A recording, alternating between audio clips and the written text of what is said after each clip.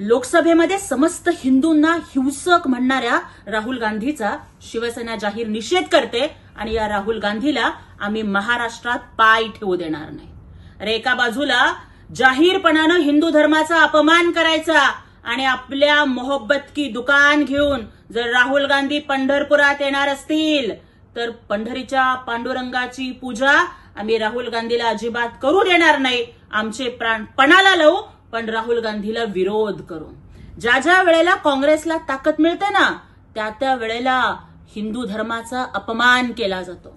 याच काँग्रेसच्या तत्कालीन गृहमंत्री सुशीलकुमार शिंदेंनी हिंदू धर्माला आतंकवादाशी जोडलेलं होतं आणि हिंदू दहशतवाद आणि भगवा दहशतवाद हे शब्दाचे जनक ते ठरले होते। आणि आज पुन्हा राहुल गांधींनी काँग्रेसची हिंदू विरोधी मानसिकता उघड केली आहे।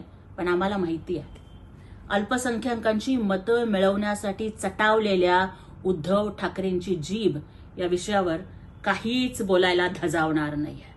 आम्हाला माहिती आहे संजय राऊतनी आपली लेखणी या लोकांकडे घाण टाकली आहे खुर्चीसाठी आणि त्यामुळं सामनात या विषयावर अवाक्षर सुद्धा लिहून येणार नाहीये।